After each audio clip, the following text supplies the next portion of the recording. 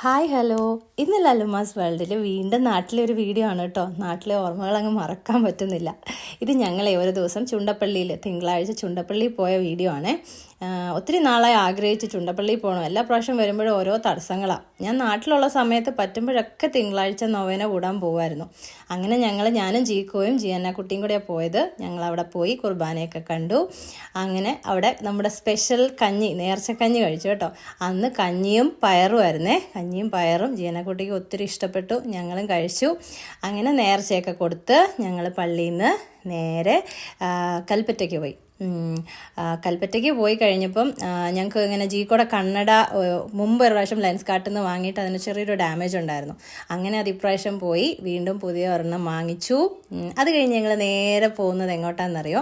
ഞങ്ങളുടെ ആശ ചേച്ചിയുടെ ബ്യൂട്ടി പാർലറിലേക്കാണ്. നമ്മൾ സ്ഥിരമായിട്ട് ത്രെഡ് ചെയ്യുകയും ഹെയർ കട്ട് ചെയ്യുകയൊക്കെ ചെയ്യുന്ന ബ്യൂട്ടി പാർലറാണ്.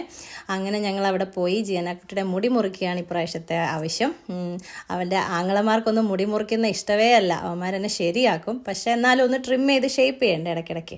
അങ്ങനെ പോയി അവളുടെ മുടിയൊക്കെ ഒന്ന് ഷേപ്പ് ചെയ്തു. അങ്ങനെ മാമാട്ടിക്കുട്ടിയാക്കി ഞങ്ങൾ അവിടെ നിന്ന് ഇറങ്ങി. തൊട്ടടുത്ത് തന്നെ നമ്മുടെ സ്വന്തം എസ് ഭാരത് ഉണ്ടായിരുന്നു. അങ്ങനെ എസ് ഭാരതി കയറി ചെറിയൊരു പർച്ചേസ് ഉണ്ടായിരുന്നു. അതും നടത്തി ഞങ്ങൾ വീട്ടിലോട്ട് പോയി.